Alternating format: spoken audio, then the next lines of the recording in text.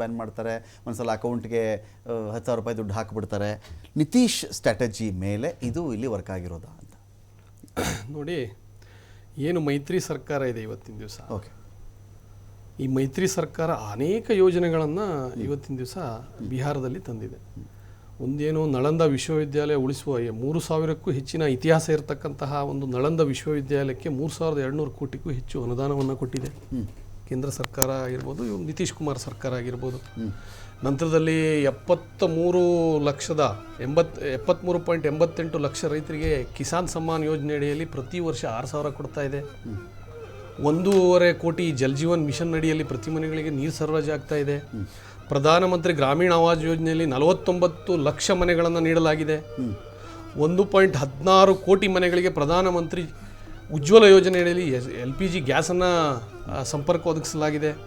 ಮತ್ತು ಹಿಂದೆ 2005ರಲ್ಲಿ ಏನು ಪ್ರಕ್ರಿಯೆ ನಡೆದಿದೆ, ಅಂದರೆ ಇಲ್ಲೇನು ಗುಂಡಾ ರಾಜ್ ಜಂಗಲ್ ರಾಜ್ ಅಂತೇಳಿ ಏನು ನಡೆದಿದೆ, ಇದನ್ನು ನಿತೀಶ್ ಕುಮಾರ್ ಮತ್ತು ಏನು ಪ್ರಧಾನಮಂತ್ರಿ ನೇತೃತ್ವದ ಏನು ಸರ್ಕಾರ ಬಂದಂಥ ಸಂದರ್ಭದಲ್ಲಿ ಏನು ಪ್ರತಿಯೊಂದು ಮಂಗಲ್ ರಾಜ್ಯ ಅಂತೇಳಿ ಒಂದು ಏನು ಅಲ್ಲಿ ನೋಡಿ, ಹಿಂದೆಲ್ಲ ಬಿಹಾರ ರಾಜ್ಯದಿಂದ ಬೇರೆ ರಾಜ್ಯಗಳಿಗೆ ವಲಸೆ ಹೋಗುವ ಕಾರ್ಮಿಕರು ಸಾಕಷ್ಟಿದ್ರು. ಈಗಿನ ಸಂದರ್ಭದಲ್ಲಿ ಆ ರೀತಿ ಬಂದೊದಗಿಲ್ಲ. ಯಾಕೆ ಅಂತ ಹೇಳಿದ್ರೆ ಒಂದು ಮಹಿಳೆಯರಿಗಾಗಿರ್ಬೋದು, ರೈತರಿಗಾಗಿರ್ಬೋದು ಸಾಕಷ್ಟು ಅನುಕೂಲಗಳನ್ನು ಮಾಡಿಕೊಟ್ಟಿದೆ. ಮತ್ತು ಸಾಕಷ್ಟು ಇಂಡಸ್ಟ್ರಿಯಲ್ ವಲಯದಲ್ಲಿ ಸಾಕಷ್ಟು ಅಭಿವೃದ್ಧಿಯನ್ನು ಕಂಡುಕೊಂಡಿದೆ. ನೀವು ಕಳೆದ 10 ವರ್ಷದಲ್ಲಿ ಸುಮಾರು 48% ಇಂಡಸ್ಟ್ರಿ ವಲಯದಲ್ಲಿ ಉತ್ಪಾದನೆ ವಲಯದಲ್ಲಿ ಯಶಸ್ವಿಯನ್ನು ಕಾಣ್ತಾ ಇದೆ. ಅದರಲ್ಲಿ ಟೆಕ್ಸ್ಟೈಲ್ ಆಗಿರ್ಬೋದು, ಕೆಮಿಕಲ್ ಇಂಡಸ್ಟ್ರಿ ಆಗಿರ್ಬೋದು, ಸಾಕಷ್ಟು ಅಭಿವೃದ್ಧಿಗಳನ್ನು ಇವತ್ತಿನ ದಿವಸ ಮೈತ್ರಿ ವಲಯದಲ್ಲಿ ಏನಾಗುತ್ತೆ ಗೊತ್ತಾ? ಇದಗ್ರಿ ನೀವು ಹೇಳೋದನ್ನ ಯಾವುದೇ ರೂಲಿಂಗ್ ಪಾರ್ಟಿಗೆ ನಾನು ಕೇಳಿದ್ರು, ನಾಳೆ ಸ್ಟೈಲ್ನವ್ರು ಕೇಳಿದ್ರು ಇಷ್ಟೇ ಒಂದು ವಿಚಾರ ಹೇಳ್ತಾರೆ. ಇಲ್ಲ, ಇದು ಪೂರ್ತಿ ಕೇಳಿಸ್ಕೊಂಬಿಡಿ, ನಾನು ಹೇಳಿ ಪೂರ್ತಿ ಕೇಳಿಸ್ಕೊಳ್ಳಿ. Any political party, any ruling party ಕೇಳಿದ್ರೆ ಒಂದು ಚುನಾವಣೆಯ ಸಂದರ್ಭದಲ್ಲಿ ಮ್ಯಾನಿಫೆಸ್ಟೋ ಕೇಳಿದ್ರೆ ಮ್ಯಾನಿಫೆಸ್ಟೋನು ಹಿಂಗೆ ಹೇಳ್ತಾರೆ. ಏನೇನು ಅಭಿವೃದ್ಧಿ ಮಾಡಿದ್ದೀವಿ ಅಂದರೆ ನಾವು 1 ಲಕ್ಷ ಮನೆ, ಇಷ್ಟು ಕೋಟಿ ಮನೆ, ಇಷ್ಟು ಡೆವಲಪ್ಮೆಂಟು, ಅಭಿವೃದ್ಧಿ ಎಲ್ಲ ಹೇಳ್ತಾರೆ. ಫೈನಲಿ ಇಂಥ ಎಲೆಕ್ಷನ್ಗಳಿಗೆ ಇವತ್ತಿನ ಟ್ರೆಂಡ್ ಬಗ್ಗೆ ನಾನು ಹೇಳೋದಾದರೆ 10,000 ರೂಪಾಯಿ ಹೆಣ್ಣುಮಕ್ಕಳ ಅಕೌಂಟ್ಗೆ, 5,000 ರೂಪಾಯಿ ಪುರುಷರ ಅಕೌಂಟ್ಗೆ. ಇದಿಷ್ಟೇ ಇದೆಲ್ಲ ಮಾಡಿದ್ದಿದ್ರೆ ನೀವು ದುಡ್ಡು ಹಾಕಕ್ಕೆ ಹೋಗಲೇಬಾರ್ದಾಗಿತ್ತು. ಇದರಲ್ಲೇ ಪ್ರಚಾರ ಮಾಡ್ಕೊಂಡು ಗೆಲ್ಲಬೇಕಾಗಿತ್ತು ನೀವು. ಇಲ್ಲ, ಒಂದು ಏನು ಹೇಳ್ತೀನಿ ಸರ್ ಅಂದರೆ, ಮಹಿಳೆಯರ ಸ್ವಾವಲಂಬನೆಗೋಸ್ಕರ, ಅವರ ಉದ್ಯೋಗ ಸೃಷ್ಟಿಗೋಸ್ಕರ ಕಳೆದ 1 ವರ್ಷಗಳಿಂದ ಈ ಕೆಲಸಗಳನ್ನು ಮಾಡ್ತಾ ಬಂದಿದೆ.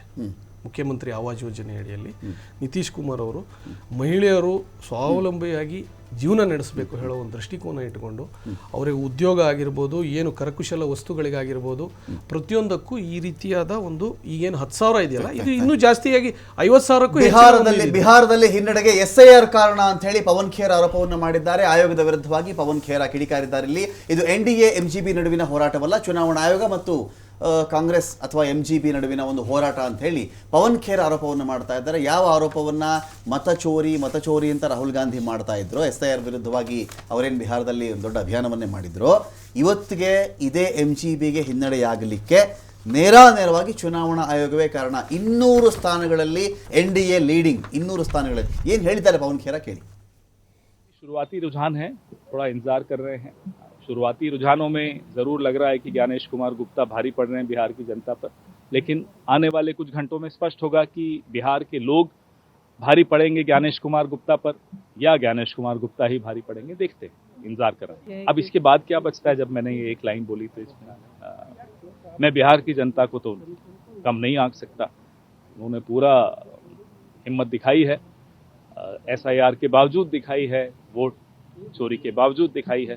अब आने वाले घंटों में देखते हैं कि ज्ञानेश कुमार गुप्ता कितने इफेक्टिव हैं. I am not even talking about any party right now. The contest is directly between the Election Commission of India and the people of Bihar, and let's see who wins. As I said, I am not even talking about parties. I am talking about a direct straight contest between Gyanesh Kumar Gupta and the people of Bihar. Well, I'm saying it directly. There was a book we all read as children, To Serve with Love. So this is a book written by Gyanesh Gupta.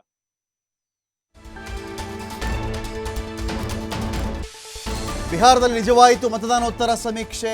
Exit poll ನಿಜ ಆಗಿದೆ ಅಂತ ಹೇಳಿ ಬಹುಶಃ exit ಪೋಲಲ್ಲೂ ಕೂಡ ಯಾರು ಇಷ್ಟು ಸೀಟ್ಗಳನ್ನು ಕೊಟ್ಟಿರಲಿಲ್ಲ. 199 ಸಮೀಕ್ಷೆಯಂತೆ ಇದೀಗ NDAಗೆ 17 ಸಮೀಕ್ಷೆ ನಡೆಸಿದಂಥ ಏಜೆನ್ಸಿಗಳು ಅಧಿಕಾರವನ್ನು ಕೊಟ್ಟಿದ್ವು. NDA ಮುಂದೆ MGB ಮಂಡಿಯೂರಿದೆ ಇಲ್ಲಿ ಅಂತ ಹೇಳಿ.